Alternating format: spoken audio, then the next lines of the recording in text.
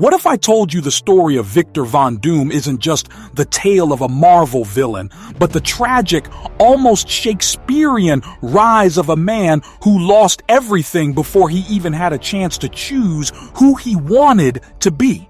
His life is a blueprint for obsession, pain, and an endless struggle with destiny.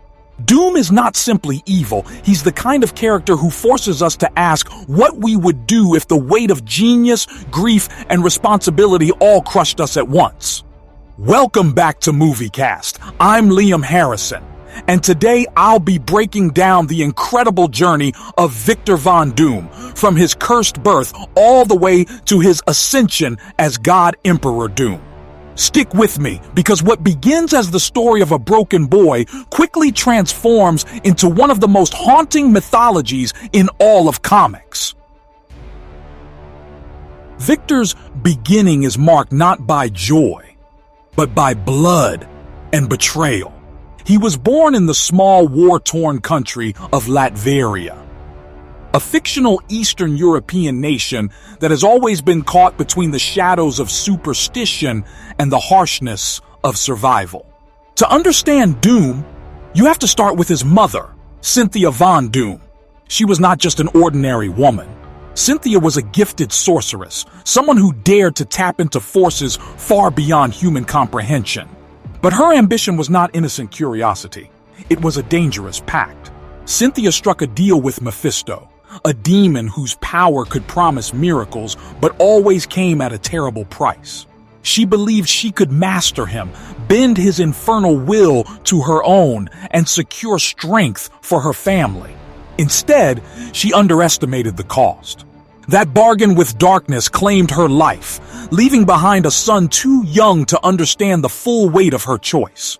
Already, Doom's life began under the shadow of broken trust, ambition gone wrong, and the cruelty of forces larger than himself. With his mother gone, Victor's only anchor in the world was his father, Werner von Doom, a humble doctor. Unlike his wife, Werner had no taste for power or magic. He only wanted to heal and to protect his boy. But fate wasn't finished tightening its grip. When soldiers from Latveria's oppressive rule demanded Werner's help to heal the Baron's sick wife, Werner knew it was a trap. He tried to save her, but when she died, the Baron wanted vengeance. Werner fled with Victor into the freezing mountains, desperately trying to protect him. But the cold, unrelenting wilderness was merciless. Werner ultimately succumbed to the freezing night, sacrificing himself to shield his son. Imagine being a child and watching your last parent collapse, not because of weakness, but because of love. That moment became a scar etched deeper than any wound to Victor's body. He was left utterly alone, and in that solitude, something began to harden inside him. Anger, vengeance, and a growing hunger to never be powerless again. As Victor grew, it became clear that this boy was no ordinary orphan. He possessed a brilliance that seemed almost unnatural. Latveria was a place of superstition, and its people whispered about the strange child who tinkered with scraps of metal, wires, and even arcane relics he scavenged from his mother's belongings. But Victor wasn't just curious, he was obsessed. Every tool, every equation, every fragment of sorcery he encountered was absorbed by his mind and twisted into invention. By his teenage years, he wasn't just skilled. He was already combining two worlds that rarely intersected, science and magic. To him, they weren't separate at all. They were both languages of power, both paths to control. And control was the one thing Victor craved most. The villagers both feared and admired him, but no one truly understood what drove him. It wasn't the thrill of invention, nor the joy of discovery. Every experiment, every calculation was another step toward breaking the chains that bound his family's legacy. He believed he could one day find a way to rescue his mother's soul from Mephisto, tearing her free from the demon's grip. From the very beginning, Doom's journey wasn't about conquering nations or dominating people. It was about fixing what had been stolen from him. That singular obsession shaped the next chapter of his life. Word of Victor's genius spread far beyond Latveria's borders, and it wasn't long before he was offered an opportunity that would change everything, a chance to study in America at Empire State University. This was not just a scholarship. It was recognition from the outside world that his intellect was unmatched. For the first time, Victor stepped outside the borders of Latveria, carrying with him not just his inventions, but the weight of his mission. At ESU, he encountered someone who would forever alter his destiny, Reed Richards. To the rest of the world, Richards would become known as Mr. Fantastic, the leader of the Fantastic Four. But to Victor, he was something more complicated, a rival, a mirror, and ultimately the one person who could stand in his way. Their relationship wasn't simply academic competition. Reed represented a different path, a different kind of genius, one that sought discovery for the sake of knowledge, not for control. From their very first conversations, tension simmered between them. Where Reed was meticulous, Victor was reckless. Where Reed sought collaboration, Victor demanded dominance. Their approaches clashed like fire and ice, setting the stage for one of the greatest rivalries in Marvel history. But the moment that truly defined Victor's hatred came not from their debates, but from an experiment of his own. Driven by his obsession with saving his mother, Victor built a machine, a device meant to pierce through realms, to reach into Mephisto's hellish dimension and pull her spirit free. It was his grand attempt to rewrite fate itself. But Reed, studying Victor's calculations, noticed a flaw, a dangerous miscalculation that could cause catastrophic failure. He tried to warn Victor, but pride can be deadlier than any weapon. Victor dismissed him, believing no one could possibly understand the brilliance of his design. The machine was activated, and then it exploded. The blast ripped through Victor's lab, leaving behind ruin and leaving Victor himself scarred, his once proud face disfigured forever. To Victor, the scars were not just physical. In his mind, Reed's interference had sabotaged his work, robbing him of his chance to save his mother and branding him with humiliation. This was the birth of true enmity. The rivalry between Doom and Richards was no longer academic, it was personal, carved into Victor's very skin. Victor could not remain at the university after that disaster. His pride was shattered, his reputation in tatters. He abandoned America and began wandering the world, searching for meaning, for answers, for the next step in his quest.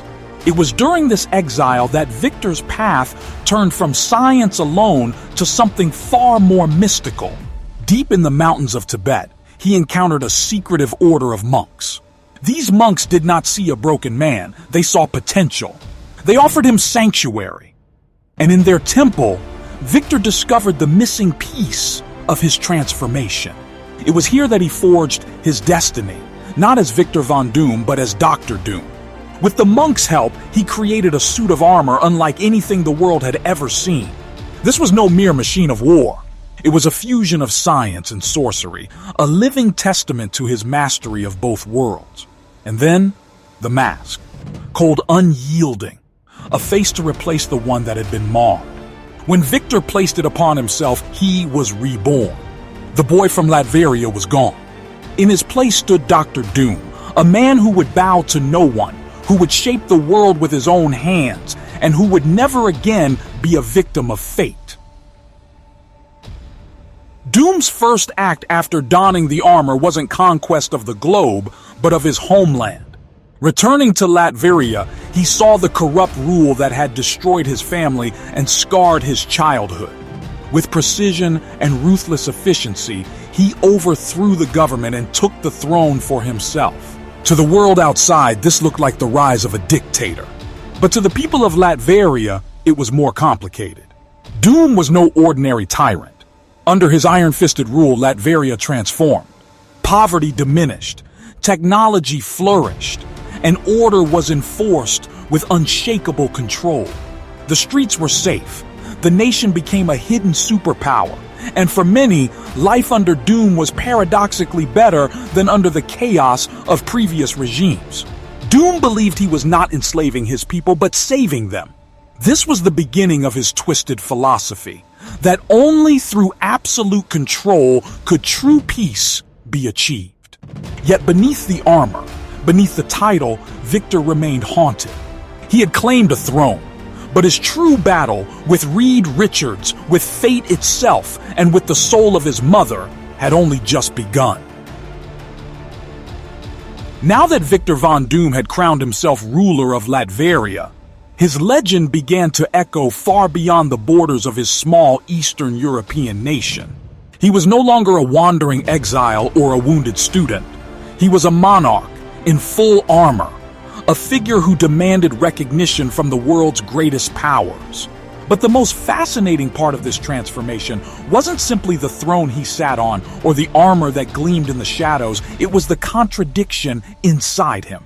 On one hand, Doom saw himself as the savior of Latveria, a king who would never let his people suffer as he once did. On the other hand, he became obsessed with domination, convinced that only his will could bring order to the chaos of the world. It wasn't enough to protect Latveria. No. Doom believed he was destined to expand his reach, that the very fate of humanity demanded his guidance.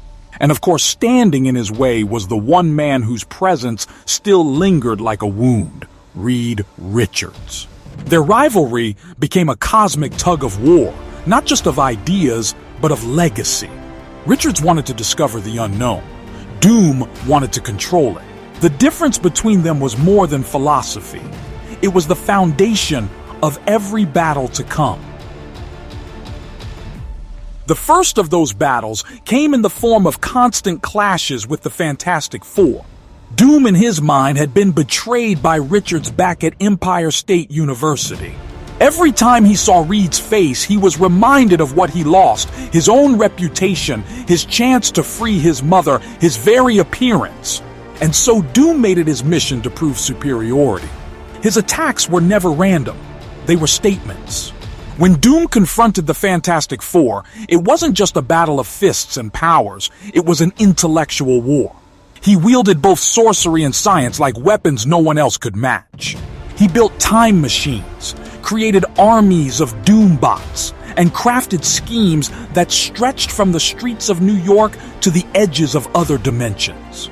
And yet every defeat at the hands of the Fantastic Four only deepened his obsession. To Doom, losing wasn't proof of Reed's brilliance. It was a fluke, a mistake to be corrected, a temporary setback before the inevitable victory. Each clash became more elaborate than the last, and while the Fantastic Four saw him as a villain, Doom saw himself as the rightful victor of history, waiting for the world to acknowledge what he already believed, that he was destined to rule. But beneath the battles and grand gestures was something far more personal, Doom's inner psychology. What makes Doom so compelling isn't just that he's dangerous, it's that he's a man at war with himself. Imagine living with a permanent scar on your face, a daily reminder of failure, of humiliation. Most people would crumble under the weight of that shame. Doom transformed it into armor, literally and metaphorically. His mask wasn't just a way to hide disfigurement, it was a symbol of the perfection he demanded from himself.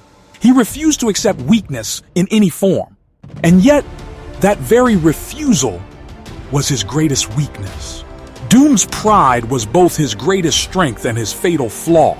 He could build machines that bent time, he could wield sorcery that shattered dimensions, but he could never admit fault. Every loss was someone else's doing. Every flaw in his plan was sabotage, never imperfection. This mindset made him terrifyingly relentless, but also tragically predictable. For every time Doom reached for ultimate power, it was his inability to see past his pride that brought him crashing down. And still, no matter how many times he fell, Doom always rose again, more dangerous, more determined, more unwilling to accept defeat. What separates Doom from other villains is that his goals were never small.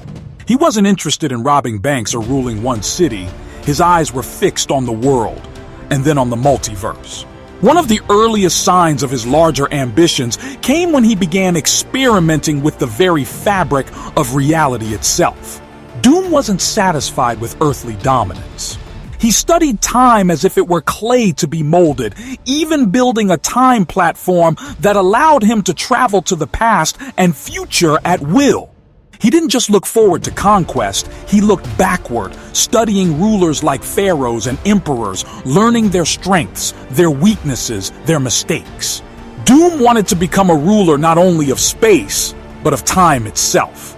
And when science alone wasn't enough, he turned again to the mystical arts, delving deeper into his mother's heritage, using spells and rituals to amplify his scientific achievements. This marriage of science and sorcery became Doom's signature weapon, a reminder that he wasn't bound by the rules that limited others. And in his mind, this dual mastery made him not just superior to Reed Richards, but superior to every living being. The path to multiversal power truly began with Doom's willingness to challenge not just men but gods.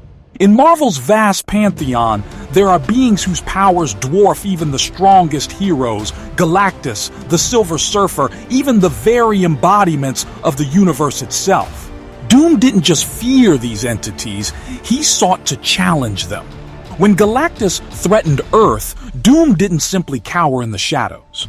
He devised ways to steal Galactus's cosmic power, to bend it to his will. His hunger wasn't satisfied by ruling Latveria or defeating the Fantastic Four. He wanted to hold dominion over forces that shaped galaxies. Time and time again, he came dangerously close. There were moments when Doom, through sheer will and cunning, wielded power that placed him above gods. And yet, his human flaws always dragged him back down. Still, each attempt proved one thing: Doom's ambition had no ceiling. Where other villains stopped at conquering Earth, Doom saw the multiverse as his rightful throne. And it was only a matter of time before opportunity and catastrophe collided to give him that chance. One of the most fascinating aspects of Doom's psychology during this rise was the duality of savior and tyrant. To the outside world, Doom was a megalomaniac, a man in armor plotting domination. But to his people, he was protector and provider. Under his rule, Latveria was stable, safe, and even prosperous. Children could walk the streets without fear of crime. Families had food on their tables. Hospitals ran with advanced technology centuries ahead of the rest of the world. And this paradox is what makes Doom so unique. If you were an ordinary Latverian citizen, would you see him as a tyrant or as a hero? Doom enforced peace with an iron fist, but he did create peace. It's this blurred line between villain and savior that makes his character endlessly compelling. He is both, and he knows it. In his mind, it isn't cruelty to rule with absolute power, it's necessity. Doom believes freedom is chaos, and chaos is suffering. Only his order can guarantee stability. This philosophy would only deepen as he set his sights beyond Latveria, preparing for the moment when destiny would hand him the keys to the multiverse itself. And destiny did arrive, not immediately, but through countless conflicts and escalating battles. Each time Doom rose, he tested the boundaries of power, touching forces greater than himself and leaving with lessons carved into his armor.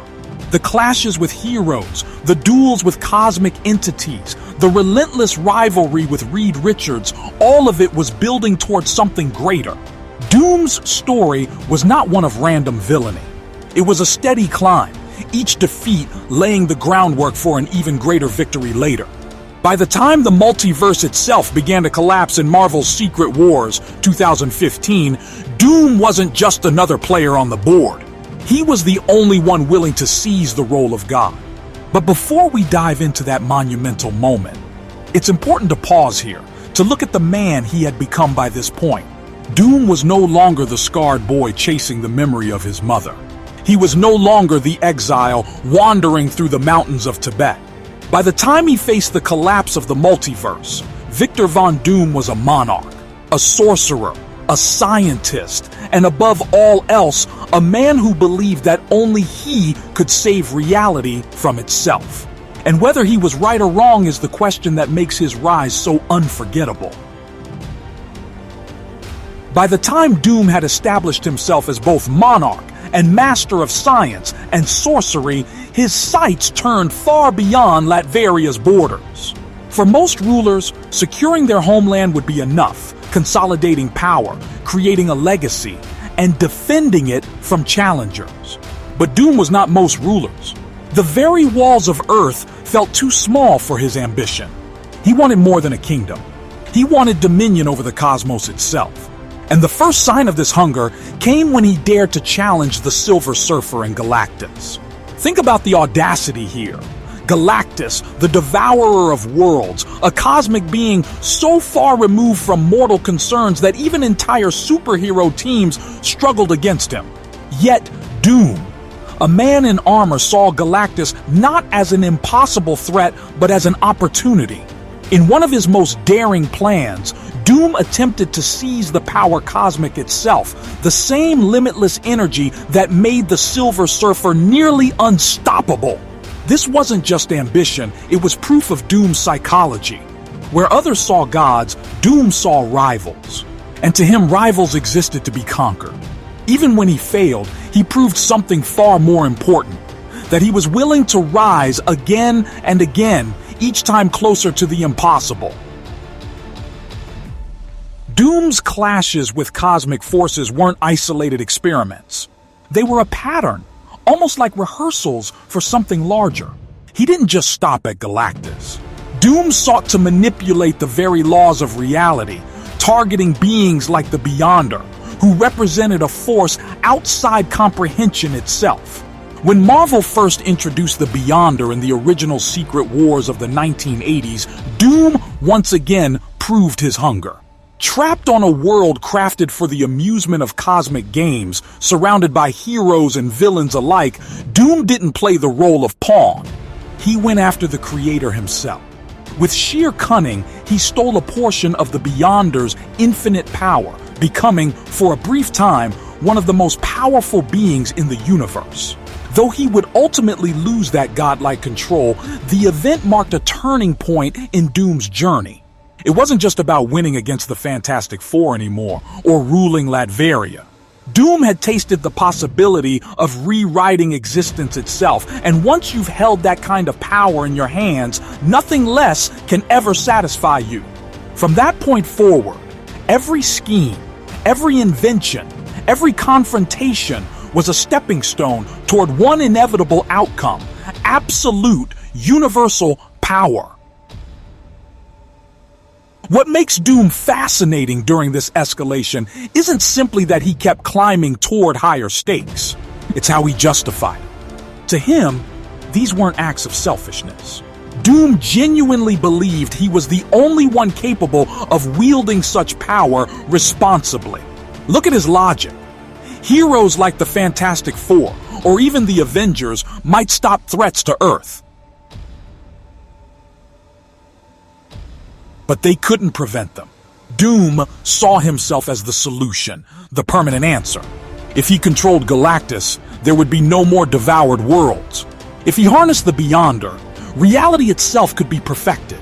This belief that his control equaled salvation is what separates Doom from other cosmic aspirants. He didn't think of himself as a destroyer. He thought of himself as a redeemer. And the tragedy lies in the fact that there's some truth to it. Under his rule, Latveria prospered. Under his potential rule, perhaps the universe could too. But the price of that salvation was always freedom. Doom would give you peace, but at the cost of your choice, your autonomy, your very identity. He believed that sacrifice was worth it. He believed that his vision was the only one that mattered. As Doom's obsession grew, so did the scale of his inventions. He wasn't satisfied with weapons or armor anymore. He began constructing machines that tampered with the very building blocks of reality. His Doombots, which had once been tools of deception and intimidation, now served as extensions of his will across dimensions. He built devices that opened portals into alternate universes, testing the limits of multiversal travel long before most heroes even knew the multiverse existed. In these explorations, Doom saw reflections of himself, alternate versions that had failed, that had died, that had ruled worlds or fallen as tyrants. And each glimpse into the multiverse only strengthened his conviction that he was the true Doom, the one destined to succeed where all others had failed.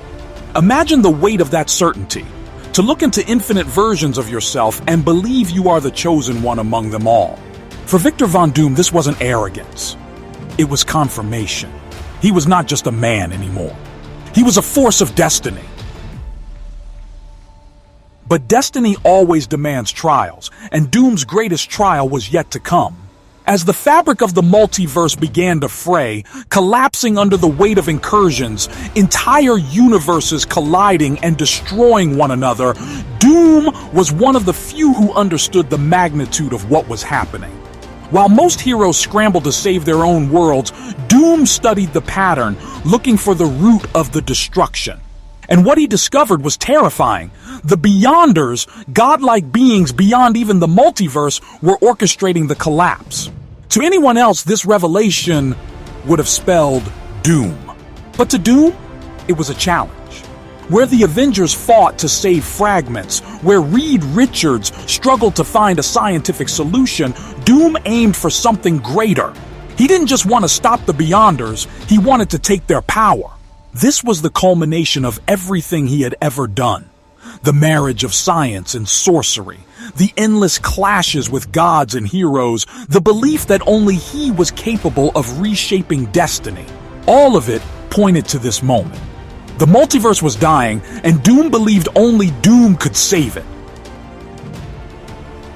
Before that final confrontation, though, Doom had to forge alliances that revealed just how cunning he had become. He partnered with Doctor Strange, another master of sorcery, whose skills complemented Doom's own. Together, they confronted the impossible task of standing against the Beyonders.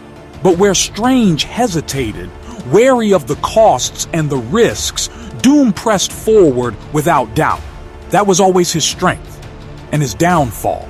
He also found an unlikely ally in Molecule Man, a being whose very existence was tied to the fabric of reality.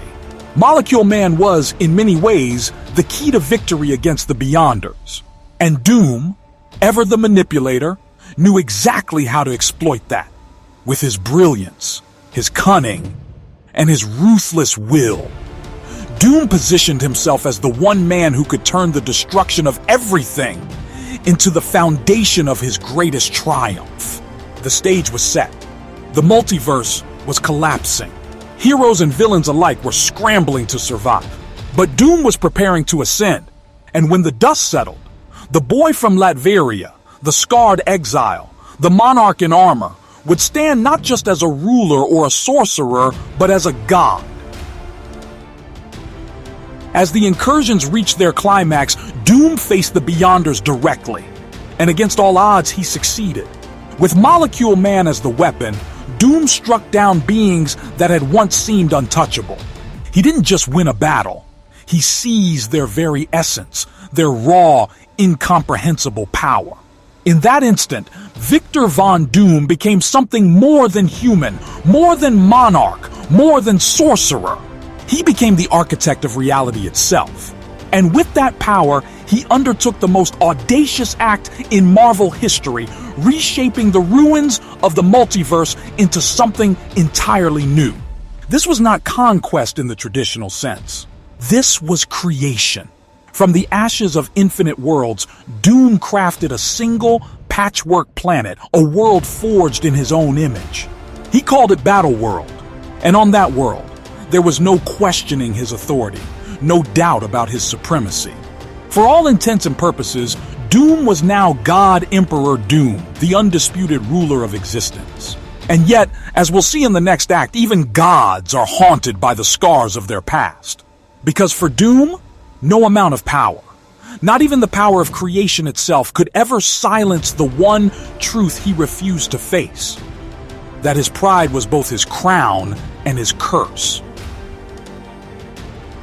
When Doom seized the power of the Beyonders and reforged existence into his own design, the Marvel Universe witnessed something unparalleled. This wasn't simply Victor Von Doom ruling a kingdom or even a planet. This was Doom standing as the literal architect of reality. On Battleworld, there was no democracy, no debate, no compromise. There was only the will of God, Emperor Doom. And the way he ruled was both awe-inspiring and terrifying. Imagine a world stitched together from the fragments of destroyed universes, each domain ruled by barons who bent their knees to Doom. Entire realities were remade in his image, from wastelands patrolled by Ultron drones to kingdoms ruled by Marvel's greatest warriors. All of it existed because Doom allowed it. He sat at the center as the unquestioned God, his mask now not just a symbol of authority but of divinity itself. And yet, beneath the triumph, a question lingered. What does a man do when he finally holds everything he's ever wanted? On the surface, Doom appeared unshakable. He had achieved what no other being had managed, not Reed Richards, not the Avengers, not even cosmic gods. He had remade the multiverse. But cracks quickly began to show in the perfection he built.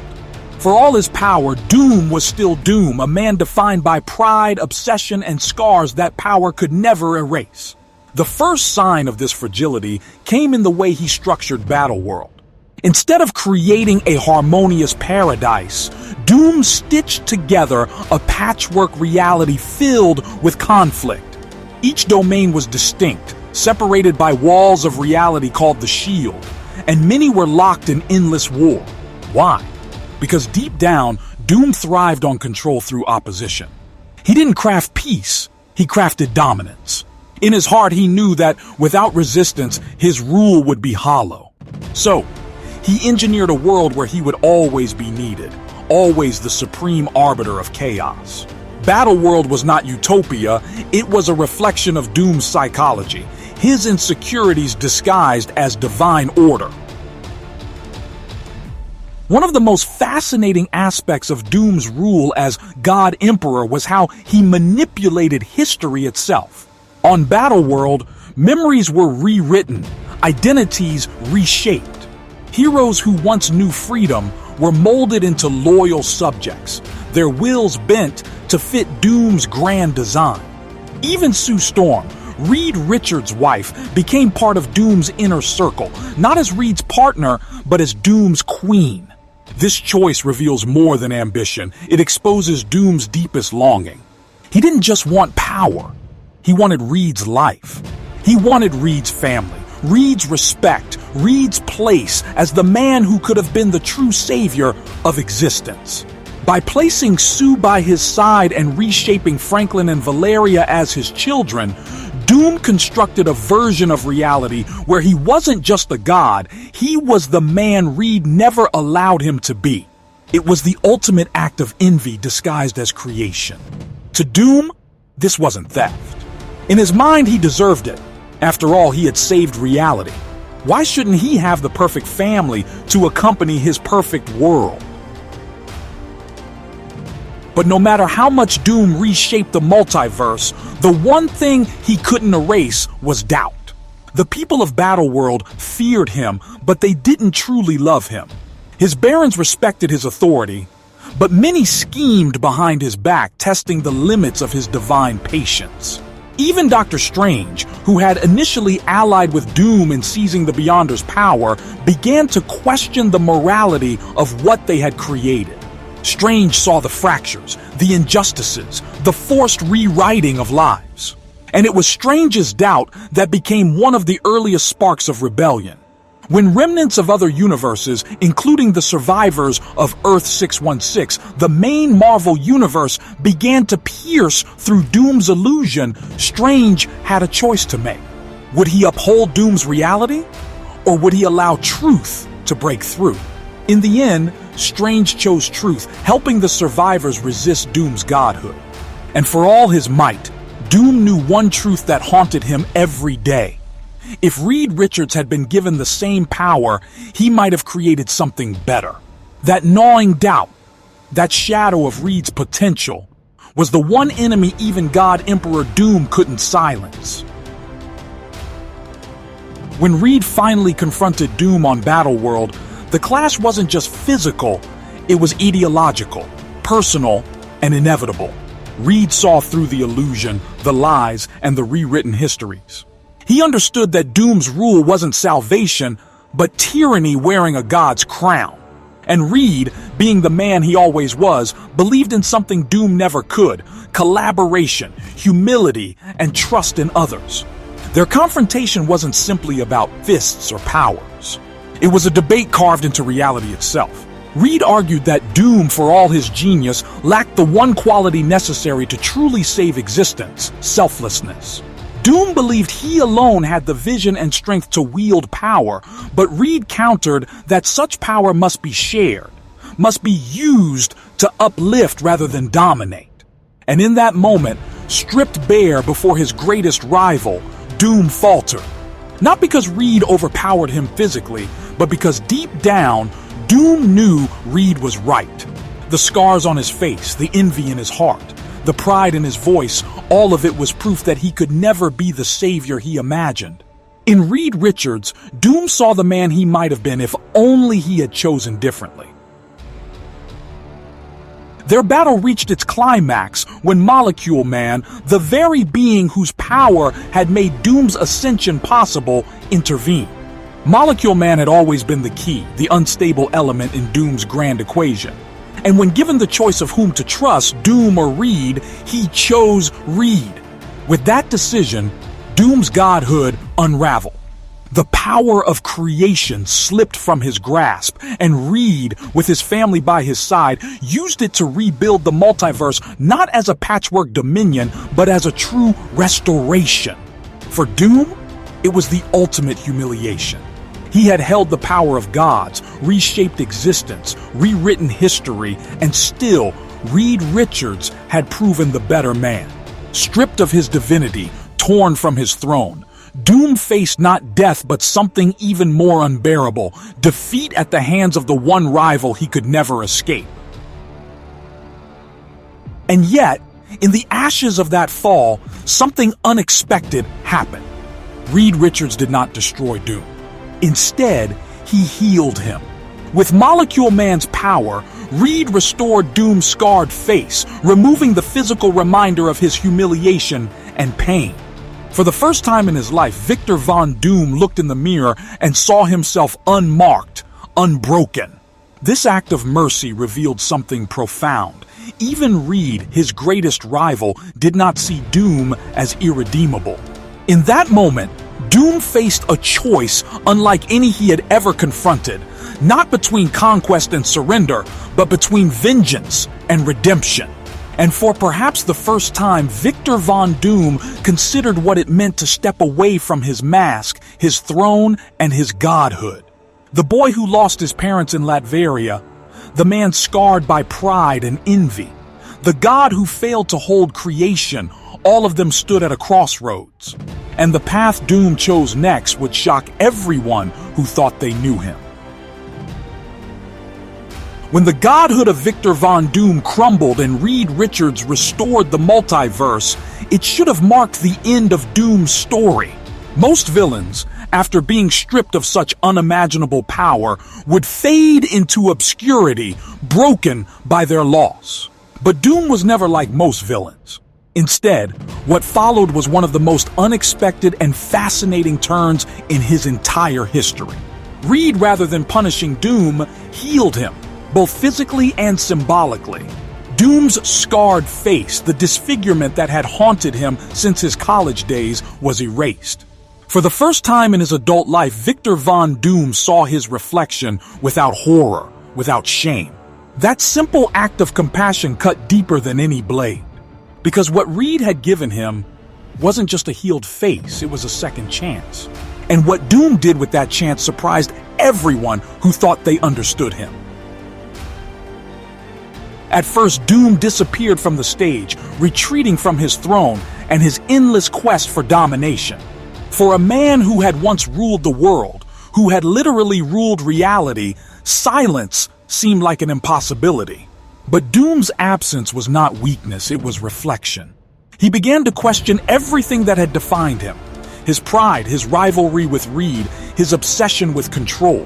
And slowly, he attempted to walk a different path. For years, heroes and villains alike had known only one Victor Von Doom, the armored tyrant, the conqueror. But in the aftermath of Secret Wars, Doom dared to try something else. He sought redemption. And in his own Doom-like fashion, he did it not quietly, but dramatically, by stepping into the role of one of the greatest heroes of all time, Iron Man. When Tony Stark fell into a coma following the events of Civil War II, Doom donned a suit of advanced armor and declared himself the infamous Iron Man. The world was stunned. The same man who had once enslaved nations, battled gods, and rewritten reality now sought to defend it. What makes Doom's attempt at heroism so compelling is that it wasn't born from imitation. He didn't try to become Tony Stark 2.0. Doom, even in redemption, remained Doom. His armor was his own, blending Stark's technology with his mastery of magic. His approach to crime fighting was ruthless, uncompromising, and often terrifying to those he claimed to protect. He didn't believe in second chances for criminals. He delivered justice as only Doom could, swift and absolute. Yet for all his harshness, there was sincerity in his actions. Doom genuinely wanted to change. He sought out old enemies, confronted his demons, and even clashed with those who doubted his redemption. And the greatest irony was this: Doom was good at being a hero. His brilliance, his strategy, his willingness to make hard decisions, all of it made him effective. But even as he wore the armor of Iron Man, shadows followed him. Could the world ever trust Victor Von Doom? Could a man who once played God truly set aside his pride and become something greater?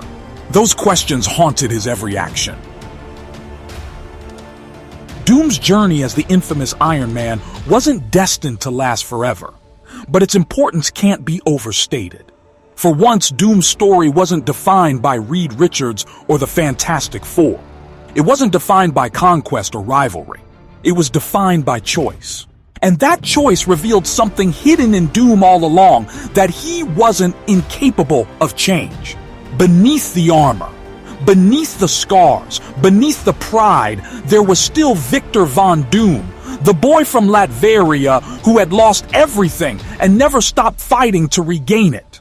In becoming Iron Man, Doom didn't erase his past, he confronted it.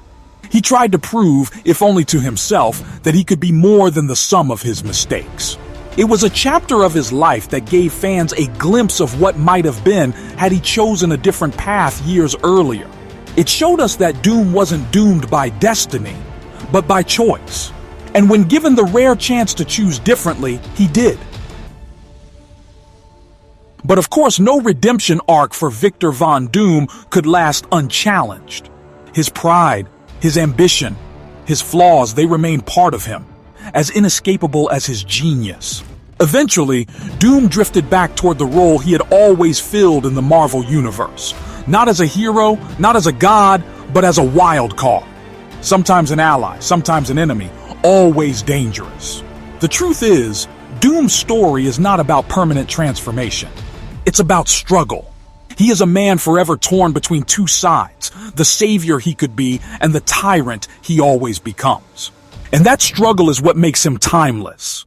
Whether he wears the mask of Doom or the armor of Iron Man, whether he rules Latveria or sits quietly in exile, Victor Von Doom remains one of the most unpredictable and fascinating figures in all of comics.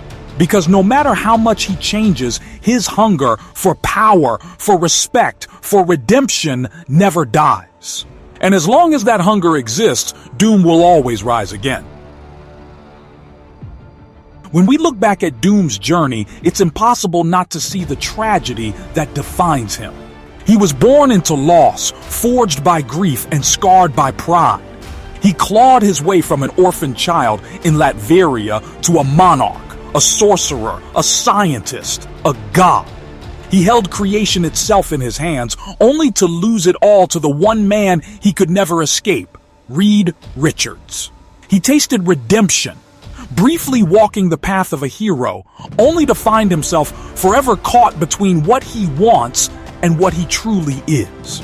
Doom's life is not just the story of a villain. It's the story of ambition without end, of wounds that never heal, of a man who could have been the greatest of heroes if not for the shadows that shaped him. And perhaps that's why he remains so compelling. Because in Doom, we see not just a supervillain, but a reflection of our own struggles with pride, with loss, with the choices that define us. Doom is terrifying because he is human. And Doom is iconic because, in his humanity, he shows us what happens when brilliance and obsession collide without restraint. So what is Victor Von Doom's legacy? He is the eternal rival of Reed Richards, the iron-fisted ruler of Latveria, the god who once remade the multiverse, and the man who briefly tried to wear the mantle of a hero. He is a character of contradictions, someone who cannot be contained by a single role or a single story. And that's why, no matter how many times he falls, no matter how often he's defeated, Doom endures. He endures because he embodies ambition without limit, genius without humility, and humanity without peace. And as long as the Marvel Universe exists, there will always be